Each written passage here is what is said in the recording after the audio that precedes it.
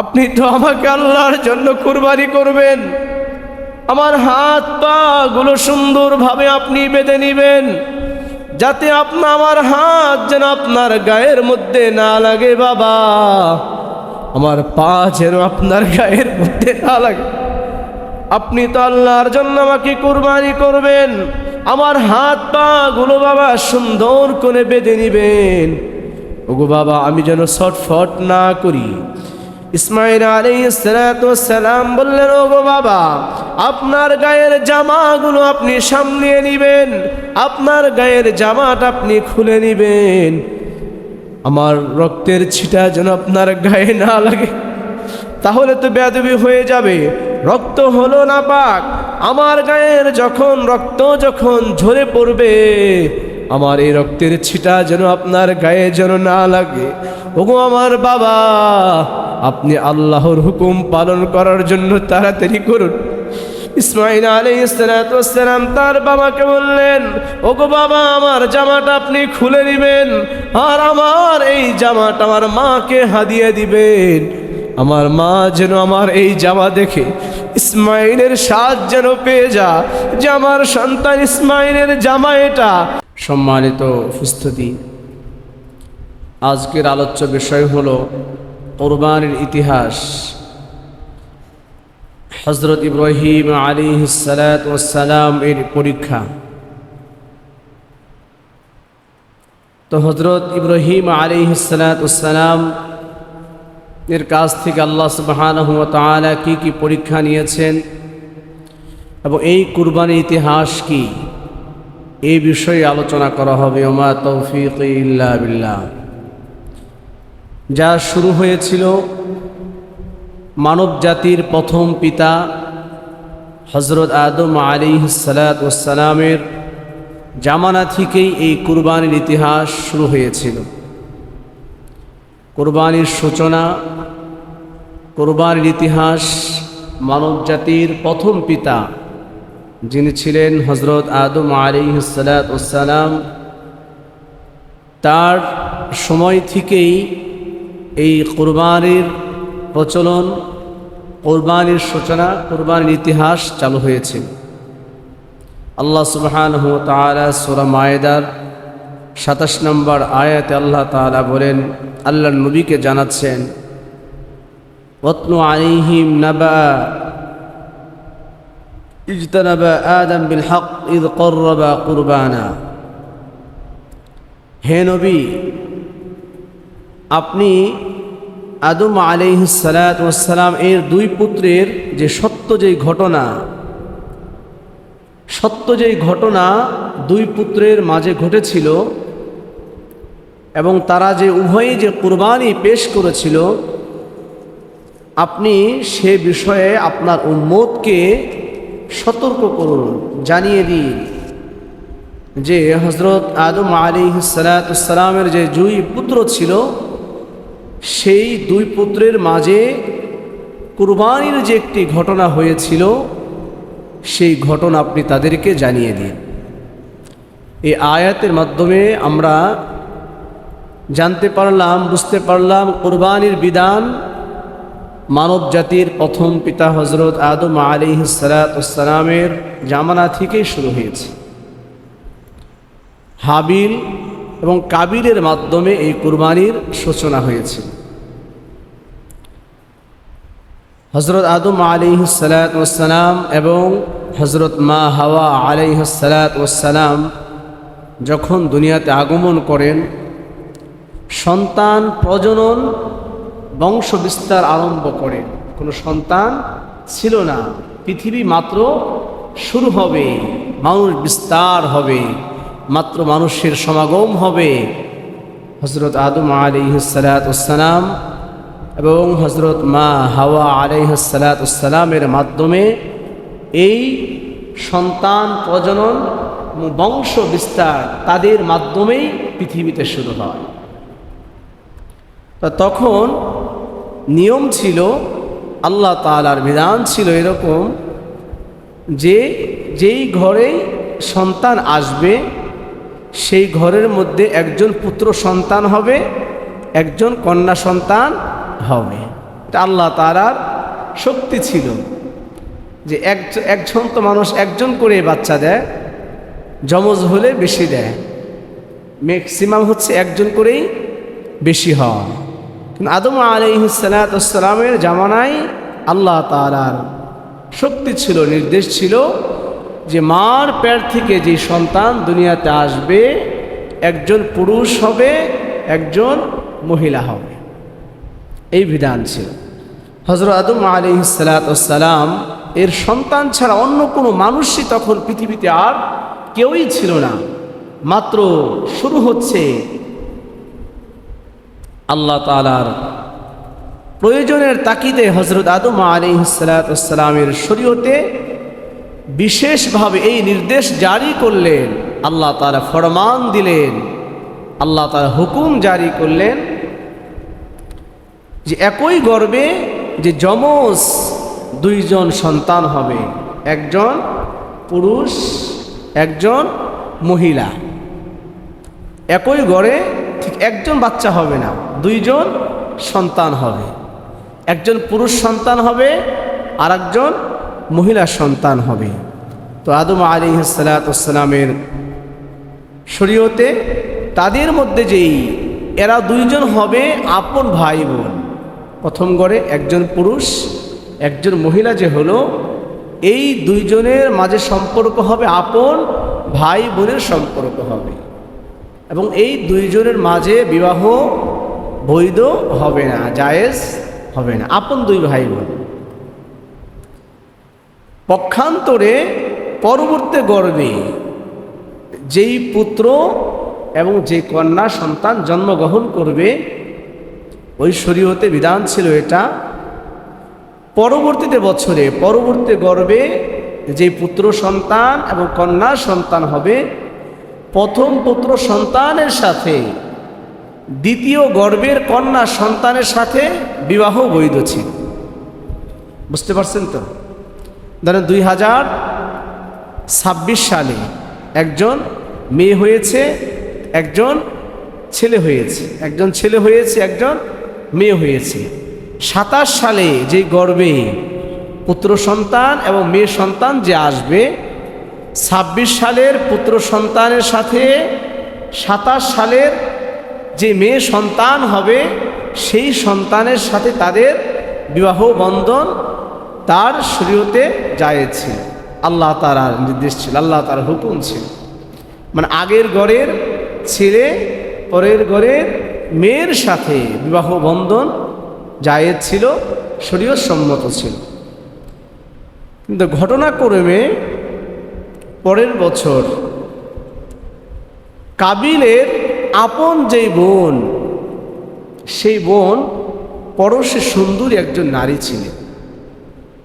কাবিলের যে আপন বোন হয়েছে সেই বোনটা অনেক সুন্দরী ছিল, আর কাবিলের যে আপন বোন সেই বোন হয়েছে কালো, কুশ্রী হয়েছে। তো নিয়ম অনুযায়ী হাবিলের যে আপন বোন কালো যে বোন হয়েছে সেই বোনের সাথে বিবাহ হবে কাবিলের, আর কাবিলের বোনের সাথে বিবাহ হবে হাবিলের। এখন হাবিল একটু গাড়তেরা লোক ছিল, মানে বেশি শরীয়ত সে মানত না, আল্লাহ তাআলার যে হুকুম সেটা সে লঙ্ঘন করতে চাইতেন। তো কাবিল বলতেছে যে আমি কালো মেয়ে বিয়ে করব না, আমার যে আপন বোন আছে আমি আমার আপন বোনকেই বিয়ে করব, আমি শরীয়ত এখানে মানব না। তখন আল্লাহ তাআলার তো বিধান এটা না যে তার সাথে তোমার তো আপন বোনের সাথে বিবাহ তো জায়েজ নেই, এটা তো আমি বৈধ করিনি, তুমি তো এটা করতে পারবা না। তারপরও কাবিল আল্লাহ তাআলার নাসর বান্দা, তিনি বলেন না আমি শরীয়ত কোনো কিছুই মানব না, আমি আমার আপন বোনকেই বিয়ে করব। এই দুই ভাইয়ের মধ্যে ঝগড়া শুরু হয়ে গেল। ঝগড়া শুরু হয়ে যাওয়ার পরে কাবিল অসন্তুষ্ট এবং হাবিলের উপর সে রাগান্বিত হয়ে গেল, হাবিলের শত্রু সে হয়ে গেল। কে শত্রু হয়ে গেল? কাবিল। হাবিল এবং কাবিল। কাবিল হলো সে তার আপন বোনকে বিয়ে করবে, আর হাবিল হলো শরীয়তে যেটা বৈধ করেছে সে ওই অনুযায়ী যার সাথে তার বিবাহ হওয়ার কথা তার সাথেই সে বিবাহ বন্ধনে আবদ্ধ হবে। তো কাবিল জেদ ধরল এবং তার যমজ বোনকেই সে বিবাহ করবে।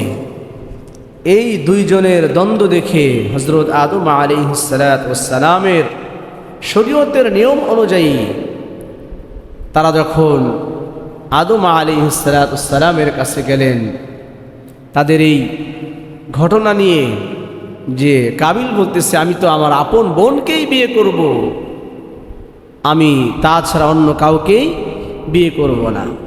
আদম আলাইহিস সালাম তিনি তাদের এই দুই ভাইয়ের মতভেদ দূর করার জন্য তাদের দুইজনকে বললেন, তোমরা দুইজন আল্লাহর জন্য কুরবানি করো। কি বললেন? তোমরা দুইজন, হাবিল এবং কাবিলকে বললেন যে তোমরা তো শরীয়ত মানছ না। কাবিলকে বললেন, হাবিলকেও বললেন, তাহলে তোমরা দুইজন আল্লাহর জন্য কুরবানি করো, যার কুরবানিটা আল্লাহ পাকের কাছে পছন্দ হয়ে যাবে।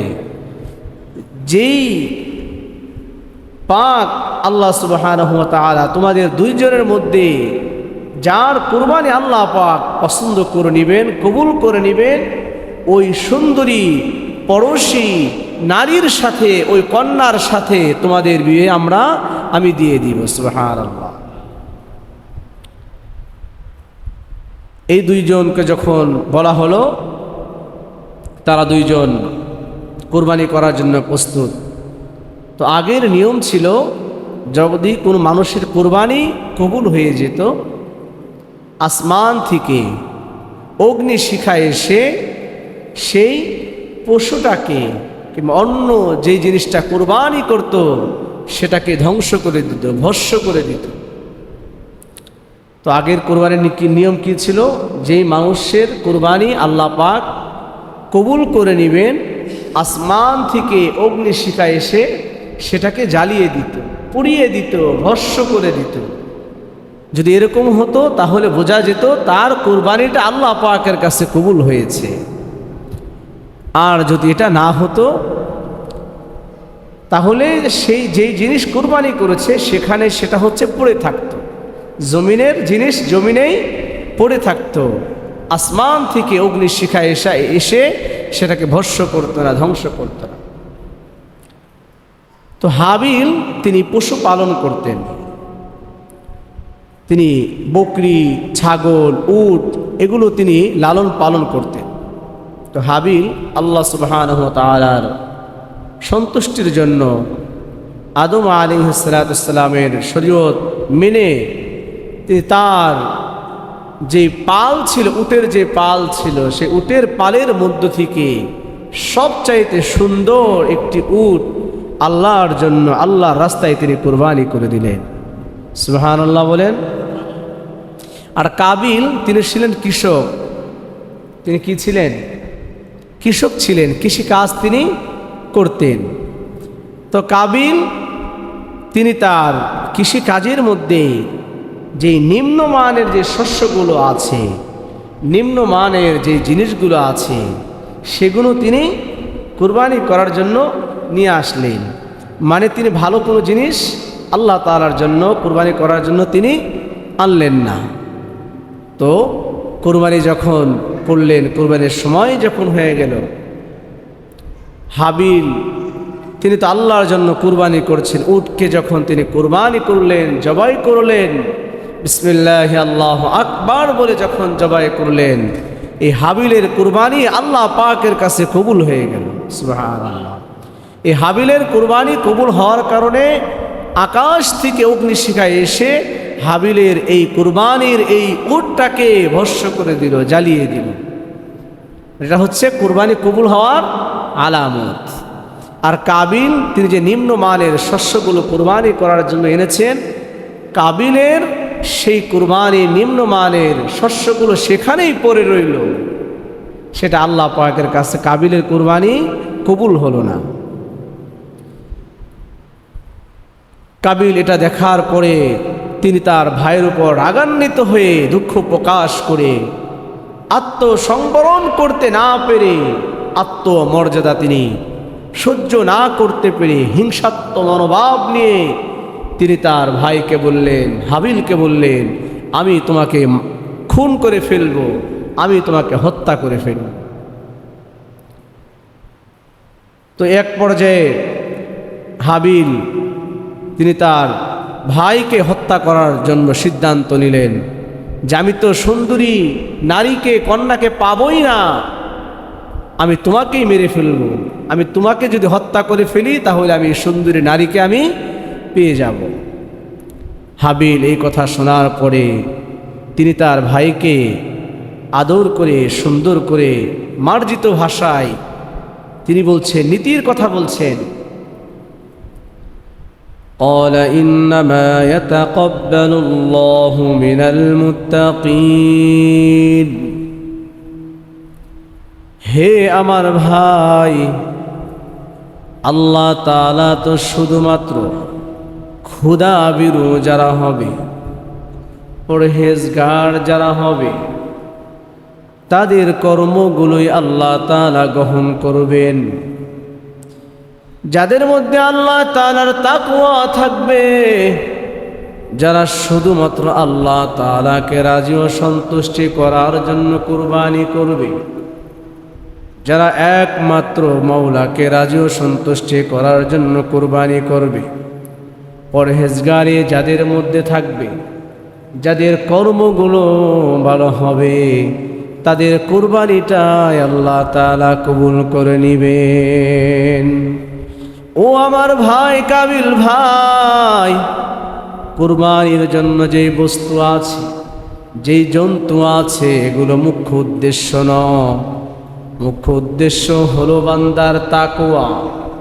যার মধ্যে যত বেশি তাকওয়া থাকবে, আল্লাহ তাআলার ভয় যার মধ্যে বেশি থাকবে, যার মধ্যে পরহেজগারি বেশি থাকবে, আল্লাহ তাআলা তার কুরবানিটা কবুল করে নেবেন। আল্লাহ সুবহানাহু ওয়া তাআলা কুরবানির কাহিনীটাকে এইভাবে তার হাবিবকে জানিয়ে দেন, ওগো হাবিব আমার, ওয়াতলু আলাইহিম নাবা আদম বিল হক। হে নবী, আপনি তাদেরকে জানিয়ে দিন, আদমের দুই সন্তানকে যখন কুরবানি করার জন্য পেশ করা হয়েছে, তারা যখন আল্লাহ তাআলা রাস্তায় যখন তারা কুরবানি করতে চাইলেন, কুরবানি করার জন্য আল্লাহ তাআলা তাদেরকে নির্দেশ দিলেন, ইয করবা কুরবানা, যখন তারা উভয়ে কুরবানি করেছিল, ফাতুকুব্বিলা মিন আহাদিহিমা, একজনের কুরবানি আল্লাহ তাআলা কবুল করে নিলেন, হাবিলের কুরবানিকে আল্লাহ তাআলা কবুল করে নিলেন। কারণ হচ্ছে হাবিলের মধ্যে আল্লাহ তাআলার ভয় ছিল। তিনি আল্লাহ তাআলার রাস্তায় যখন কুরবানি করেন, তার পশুর মধ্যে সবচাইতে উত্তম পশু উট, তার যে বকরির পাল ছিল, উটের যে পাল ছিল, সবচাইতে সুন্দর উট তিনি আল্লাহ তাআলার রাস্তায় তিনি কুরবানি করেন। আল্লাহ তাআলা তোমাদের তাকওয়া পরহেজগারি দেখবেন। যার মধ্যে তাকওয়া থাকবে, যে ব্যক্তি আল্লাহ তাআলার জন্য কুরবানি করবে, তার কুরবানিটাই কবুল হয়ে যাবে। আল্লাহ তাআলা তারপরে বলেন, ওয়ালাম ইউতাকাব্বাল মিনাল আখির, অন্য জনের কুরবানি আল্লাহ তাআলা কবুল করলেন না। কাবিলের কুরবানিকে আল্লাহ তাআলা কবুল করলেন না। কাবিল হচ্ছে আল্লাহ তাআলা যখন কুরবানি করতে বলেছেন, সবচাইতে নিম্ন শস্যগুলো তিনি আল্লাহ তাআলার কাছে পেশ করেছেন কুরবানি করার জন্য। তার দিলটা বাবা ভালো ছিল না, হাবিলের দিলটা আল্লাহ তাআলার কাছে পছন্দের ছিল, কিন্তু কাবিলের দিলের মধ্যে নাফাকি ছিল, কাবিলের দিলটা কালো ছিল, তার দিলটা পরিষ্কার ছিল না। আল্লাহ তাআলা বলেন ওয়ালাম তাকাব্বাল মিনাল আখর, কাবিল তো আমার জন্য তার ভালো শস্যগুলো কুরবানি করার জন্য আনে নাই, তার দিলের মধ্যে খারাপই ছিল, এই জন্য আমি কাবিলের কোরবানিটা কবুল করি নাই। তাহলে এই ঘটনা থেকে আমরা কোরবানি ইতিহাস জানতে পারলাম যে আগের হযরত আদম আলাইহিস সালামের জামানায় নিয়ম ছিল যে তারা যখন দুই ভাই যখন দ্বন্দ্ব শুরু করলো, যে আগের ঘরে নিয়ম ছিল এরকম যে আগের ঘরে মেয়ে এবং সন্তান এক মায়ের পেটে আসবে। এক মায়ের ঘরে প্রথম বছর যেই কন্যা পুত্র সন্তান এবং কন্যা সন্তান হবে, পরের বছরে যে মায়ের ঘরে পুত্র এবং কন্যা সন্তান হবে, আগের ঘরের পুত্রের সাথে পরের ঘরের কন্যার সাথে বিবাহ বৈধ ছিল, জায়েজ ছিল। কিন্তু আপন ভাই একই বছরে একজন পুত্র সন্তান মার একই মায়ের পেট থেকে পুত্র সন্তান হয়েছে, কন্যা সন্তান হয়েছে, তাদের মধ্যে বিবাহ বন্ধন জায়েজ ছিল না। জায়েজ ছিল 2026 সালে যে পুত্র সন্তান এবং কন্যা সন্তান হয়েছে, 27 সালে যে পুত্র সন্তান কন্যা সন্তান হবে, 26 সালের পুত্র সন্তানের সাথে 27 সালের মেয়ের সাথে কন্যা সন্তানের সাথে বিবাহ বৈধ ছিল, জায়েজ ছিল। কিন্তু কাবিল এটা মানতে নারাজ, কারণ কাবিলের বোন ছিল, আপন বোন ছিল, অনেক সুন্দরী। কাবিল বলল না, আমি এটা মানব না, আমি শরীয়ত এখানে মানব না, আমি আমার আপন বোনকেই বিয়ে করব। আপন বোনকে আমি বিবাহ না করতে পারলে আমি কাবিলকে হত্যা করব, আমি কাবিলকে খুন করব। তারপরে আদম আলাইহিস সালাম বললেন, তোমরা আল্লাহর জন্য কুরবানি করো, যার কুরবানিটা আল্লাহ তাআলা কবুল করে নেবেন, যার কুরবানি আল্লাহ পাকের কাছে পছন্দ হয়ে যাবে, তোমাদের মধ্যে সেই ব্যক্তি ওই সুন্দরী নারীকে তোমরা বিয়ে করতে পারবে। তারা যখন দুইজন কুরবানি করলেন, হাবিলের কুরবানিটা আল্লাহ পাক কবুল করে নিলেন, কাবিলের কুরবানি আল্লাহ তাআলা কবুল করলেন না। তারপর এই রাগ গুসায় কাবিল কি করলেন, হাবিলকে হত্যা করে ফেললেন, খুন করে ফেললেন। পৃথিবীর ইতিহাসে প্রথম খুন করেন, তার নাম কি? তার নাম কি বলেন? কাবিল। তার নাম কি? কাবিল। এই হলো কুরবানির ইতিহাস। তারপরে হযরত ইব্রাহিম আলাইহিস সালাম মেয়ের মাধ্যমে যে ইতিহাস আল্লাহ তাআলা আমাদেরকে জানিয়ে দিয়েছেন, হযরত ইব্রাহিম আলাইহিস সালামের 3 জন নবীর উপাধি ছিল, 3টা উপাধি ছিল। 1 নম্বর, আমাদের নবী বিশ্বনবী মুহাম্মদুর রাসূলুল্লাহ সাল্লাল্লাহু আলাইহি ওয়াসাল্লাম কে আল্লাহ তাআলা হাবিবুল্লাহ ডেকেছেন। হাবিবুল্লাহ, আল্লাহ তাআলা তার হাবিবকে হাবিবুল্লাহ ডেকেছেন। ইব্রাহিম আলাইহিস সালামকে আল্লাহ সুবহানাহু ওয়া তাআলা ইব্রাহিম খলিলুল্লাহ ডেকেছেন। মুসা আলাইহিস সালামকে আল্লাহ তাআলা মুসা কালিমুল্লাহ ডেকেছেন।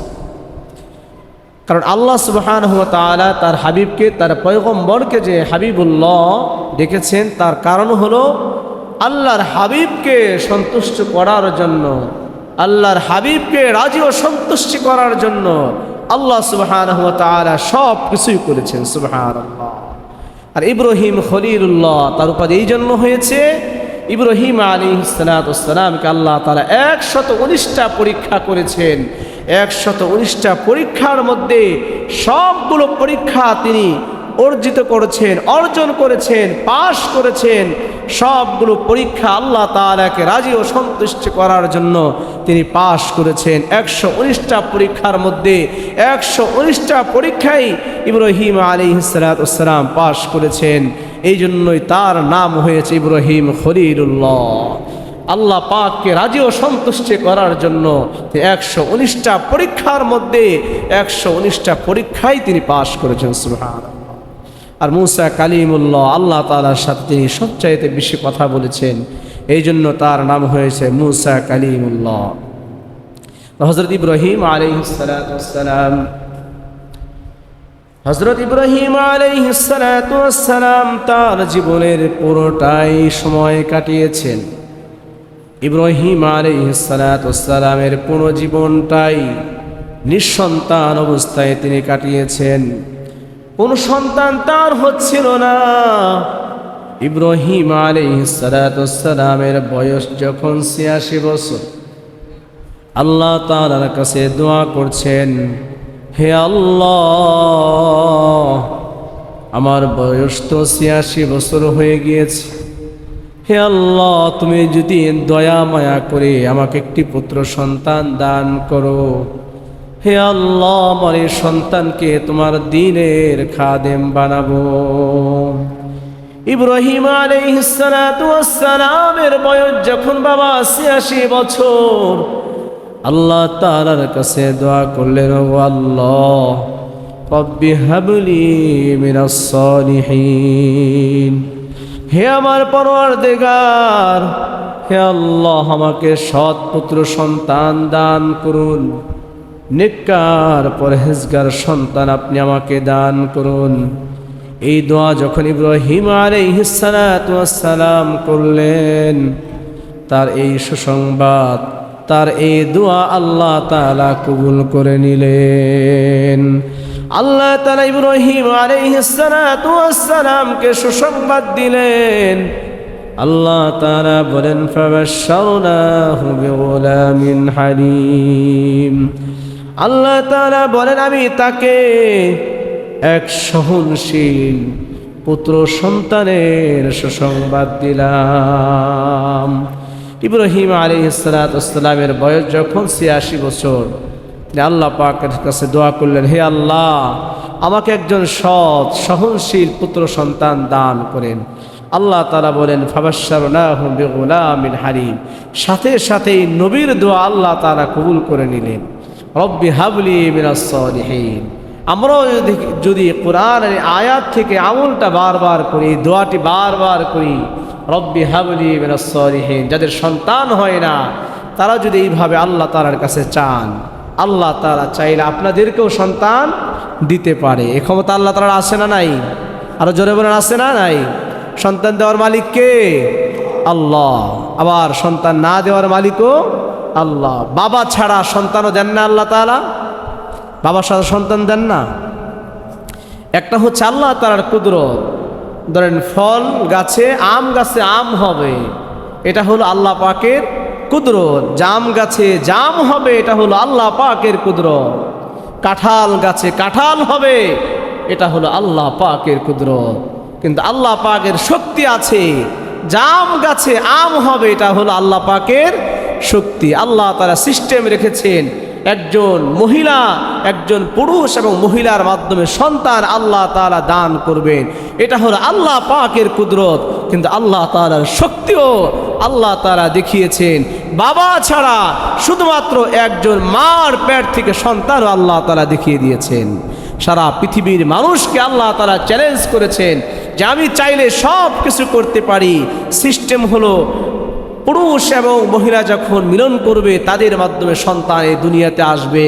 কিন্তু এই দুইজনের মিলন ছাড়াও যে আমি একজন পালনকর্তা আছি, আমি যে সন্তানও দিতে পারি, সেই শক্তিও আল্লাহ তাআলা আমাদেরকে দেখিয়ে দিয়েছেন। হযরত মারিয়াম আলাইহিস সালামের মাধ্যমে বাবা ছাড়া আল্লাহ তাআলা হযরত ঈসা আলাইহিস সালামকে দান করেছেন। সুবহানাল্লাহ বলেন জোরে, আরো জোরে। বাবা ছাড়াও যে আল্লাহ তাআলা সন্তান দিতে পারেন, আল্লাহ তাআলা সেটা প্রমাণ করেছে যে বাবা ছাড়া আমি চাইলে সন্তান দিতে পারি। তো ৮০ বছর ইব্রাহিম আলাইহিস সালামের ৮০ বছর বয়সেও আল্লাহ তাআলা হযরত ইব্রাহিম আলাইহিস সালাম দিয়েছেন। এই জন্য এই নবীর এই আমল থেকে আমরাও যারা সন্তান ছাড়া আছি, আমরাও দোয়া করতে পারি, হে আল্লাহ, আমাকেও তুমি সন্তান দান করো, রব্বি হাবলি মিনাস সালিহিন। আপনার স্ত্রীও যদি আমল করে, আপনিও যদি আমল চালু করে দেন, আল্লাহ তাআলা চাইলে আপনাকে সন্তান দান করতে পারেন। তো সহনশীল সন্তান তিনি চেয়েছিলেন। কেমন সহনশীল? একজন ইসমাঈল আলাইহিস সালাম, তিনি ধৈর্যের এক পরীক্ষা দিয়েছেন। হযরত ইব্রাহিম আলাইহিস সালাম কে আল্লাহ তাআলা এক পরীক্ষা নিয়েছেন।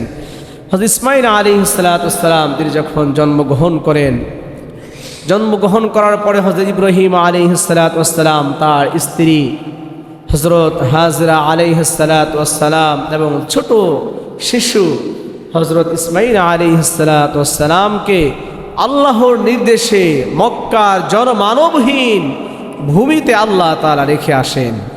ওই মক্কাকে বাইতুল্লাহ, এখন যে হাজিরা যে হজ করতে গিয়েছেন সেই বাইতুল্লাহকে আল্লাহ তাআলা মানুষের বসবাসের উপযোগী করার জন্য কার মাধ্যমে আল্লাহ তাআলা এটাকে কাজ করান? কোন নবীর মাধ্যমে?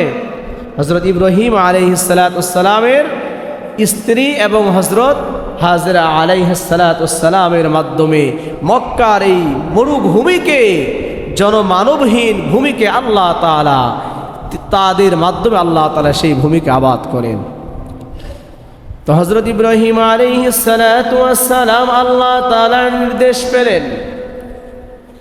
আল্লাহ তাআলার নির্দেশ পাওয়ার পরে হযরত ইব্রাহিম আলাইহিস সালাতু ওয়াস সালাম তার ছোট শিশু হযরত ইসমাঈল আলাইহিস সালাতু ওয়াস সালাম, তিনি মাত্র ছোট শিশু আছেন, কোলের শিশু।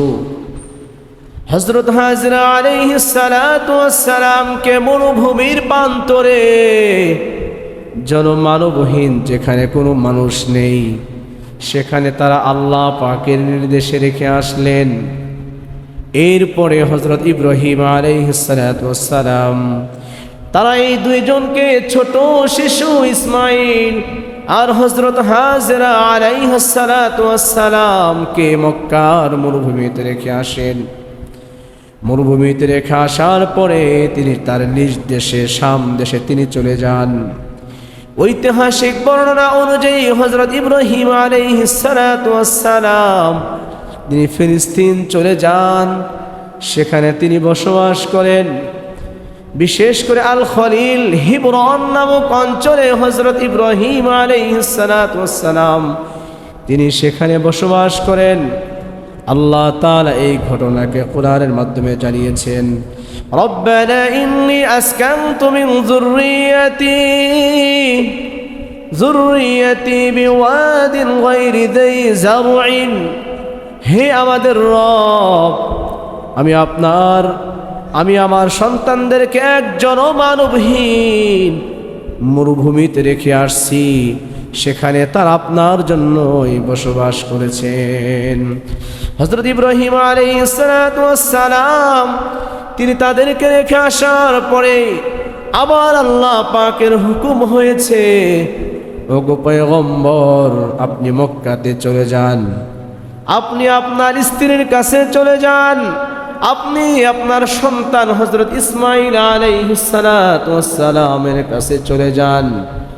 হযরত ইব্রাহিম আলাইহিস সালাতু ওয়াস সালাম আল্লাহ তাআলার নির্দেশ পেয়ে, তিনি তো একবার ছোট যখন ছিলেন ইসমাঈল, তিনি তখন মক্কাতে রেখে গেলেন।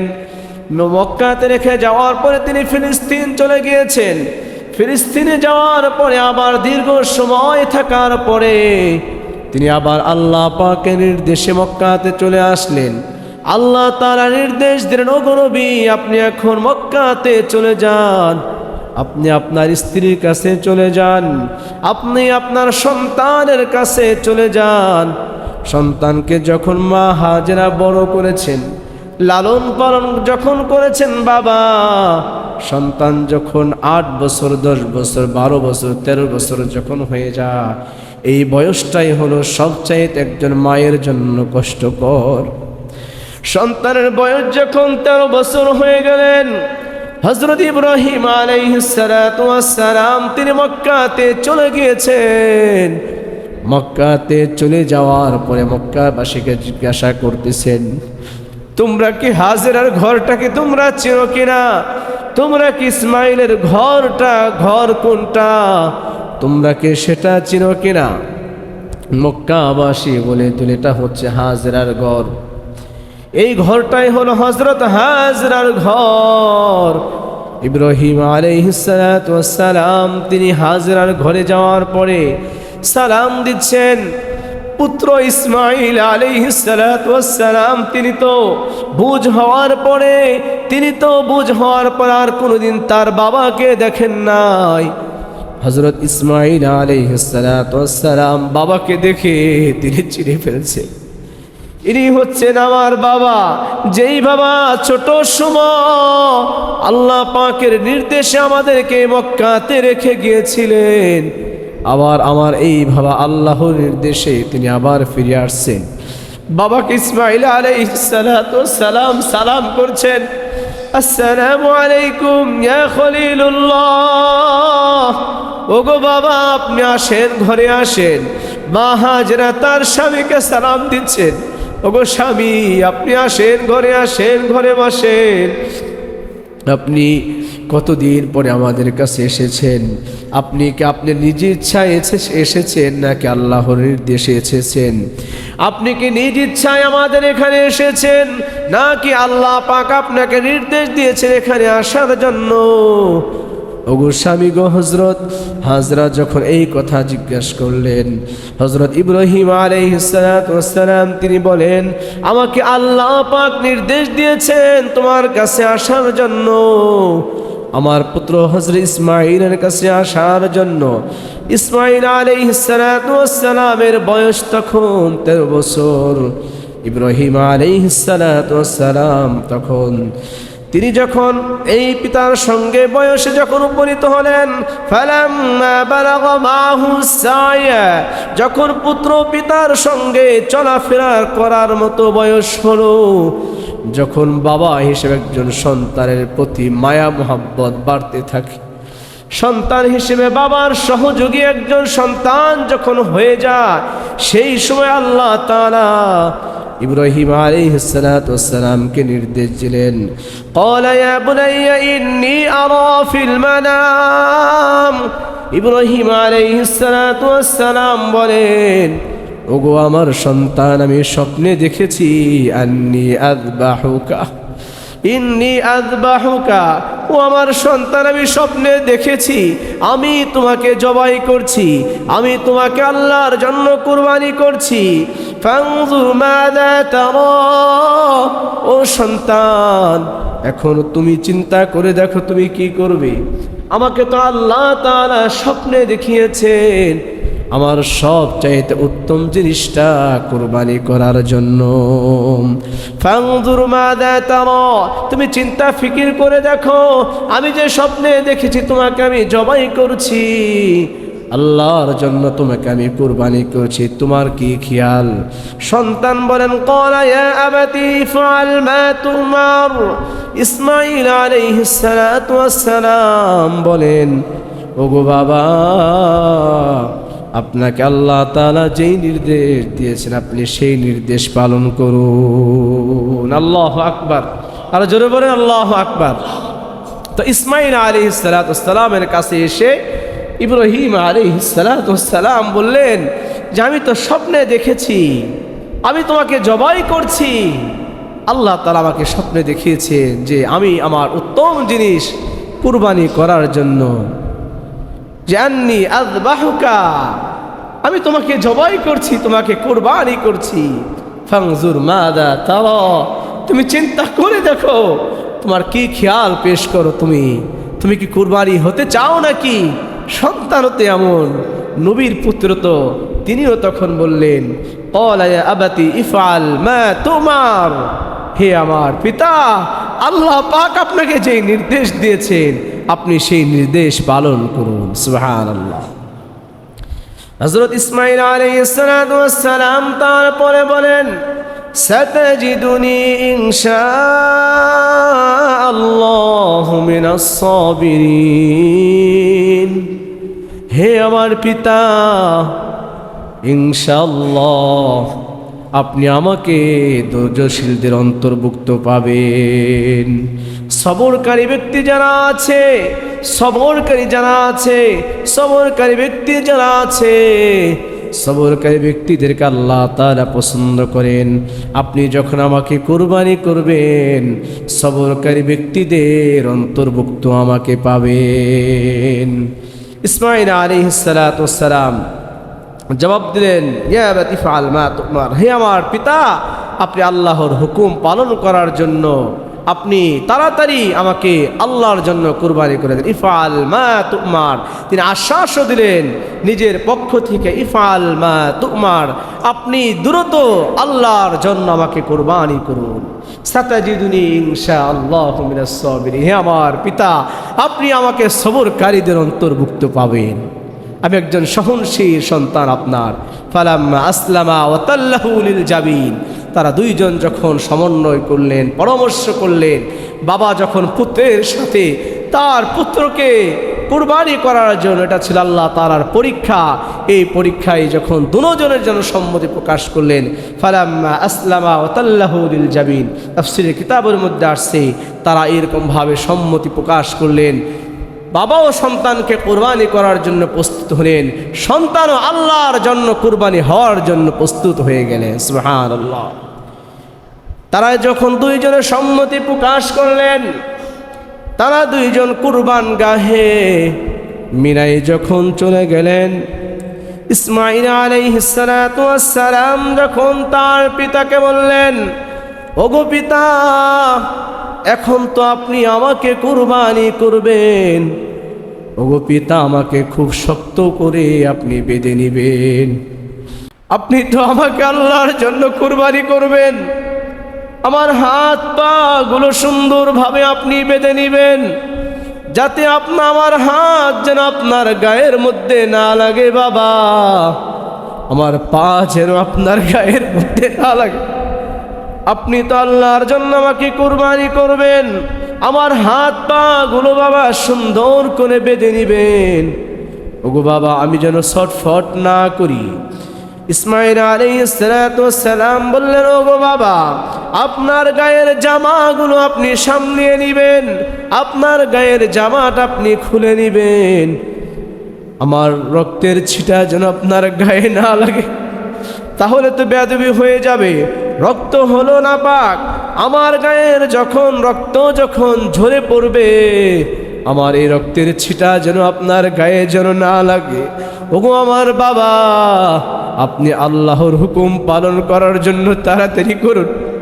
ইসমাঈল আলাইহিস সালাতু ওয়াস সালাম তার বাবাকে বললেন, ওগো বাবা, আমার জামাটা আপনি খুলে নেবেন, আর আমার এই জামাটা আমার মাকে হাদিয়া দিবেন, আমার মা যেন আমার এই জামা দেখে ইসমাঈলের স্বাদ যেন পেয়ে যা যে আমার সন্তান ইসমাঈলের জামা এটা। ওগো বাবা, আপনার কাছে বিশেষ আরজি, আপনি যখন আমাকে আল্লাহর জন্য জবাই করবেন, কুরবানি করবেন, আপনি আমার জামাটা খুলে নেবেন। ওগো বাবা, আপনি যখন আমার জামাটা খুলবেন, আপনি আমার এই জামাটা আমার মার কাছে আপনি হাতিয়ে দিয়ে দিবেন, আমার এই জামাটা আমার মার কাছে আপনি দিবেন, আমার মা যেন আমার এই জামা দেখে ঘ্রাণ নিতে পারে বাবা, আপনার কাছে বিশেষ আরজি, আমার এই জামাটা আমার মাকে দিবেন।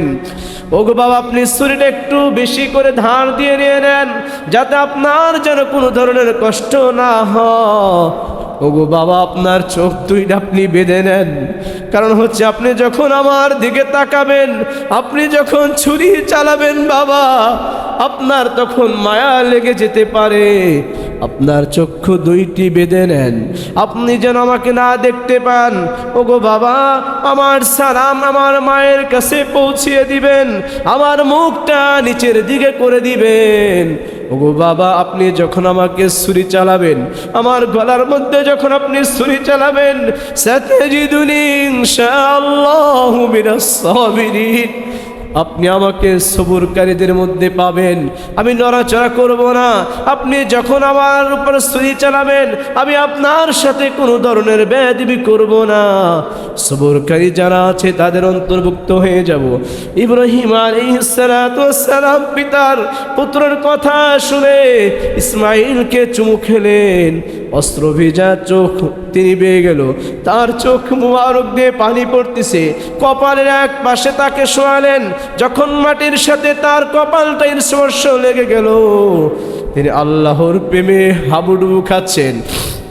ইসমাঈল আলাইহিস সালাতু ওয়াস সালাম বলেন, গো আমার পিতা, আপনি হচ্ছেন আল্লাহর খলিলুল্লাহ, আল্লাহকে রাজি করার জন্য আপনি সব কিছু করেছেন, এখন আমি জবিহুল্লাহ হয়ে যাই। যখন ইসমাঈল আলাইহিস সালামকে জবাই করার জন্য ছুরি চালাচ্ছেন, সমস্ত ফেরেশতারা কান্না শুরু করে দিয়েছেন, সাত আসমান কান্না করতে শুরু করে দিয়েছেন। আল্লাহ তাআলার সাথে সাথে জিবরাইলকে পাঠিয়ে দিয়েছেন, ও জিবরাইল যাও যাও, আমার বন্ধুকে আমি যেই পরীক্ষা নিয়েছি, আমার বন্ধু সেই পরীক্ষাতে পাশ করেছে, তুমি জান্নাত থেকে একটি দুম্বা নিয়ে যাও, হযরত ইসমাঈলকে সরিয়ে আমার বন্ধুর স্থানে তুমি জান্নাতি দুম্বাকে শুইয়ে দাও। সাথে সাথে জান্নাত থেকে জিবরাইল আমিন দুম্বা নিয়ে আসলেন, ইসমাঈল আলাইহিস সালামকে সরিয়ে দিলেন। সরিয়ে দেওয়ার পরে দুম্বাকে সেখানে শোয়ালেন। ইব্রাহিম আলাইহিস সালাম তিনি ছুরি চালালেন। ছুরি চালানোর পরে যখন শেষ হয়ে গেল, তিনি দেখতে পেলেন তার সন্তান নাই। সেখানে তিনি দুম্বাকে জবাই করেছেন আল্লাহর জন্য। তখন সাথে সাথে জিবরাইল আমিন বলেন, আল্লাহু আকবার, বিসমিল্লাহি আল্লাহু আকবার, আল্লাহু আকবার, আল্লাহু আকবার। এইভাবে আল্লাহ তাআলা হযরত ইব্রাহিম আলাইহিস সালামের মাধ্যমে তিনি পরীক্ষা নিয়েছেন। আল্লাহ তাআলা আমাদের সবাইকে ইব্রাহিম আলাইহিস সালামের এই কুরবানির শিক্ষা থেকে শিক্ষা গ্রহণ করার তৌফিক দান করুন। সকল বলেন আমিন। বাকি আলোচনা ইনশাআল্লাহ আগামী সপ্তাহে করা হবে। আল্লাহ তাআলা আমাদের সবাইকে ইসমাঈল আলাইহিস সালামের মতো সবর করার তৌফিক দান করুন। এরকমভাবে দুনিয়ার পরীক্ষায় আমাদের সবাইকে উত্তীর্ণ হওয়ার তৌফিক দান করুন। সকল বলেন আমিন। আর জোরে বলেন আমিন। যে কথাগুলো শুনলাম এবং বললাম, আল্লাহ তাআলা সবাইকে আমল করার তৌফিক দান করুন।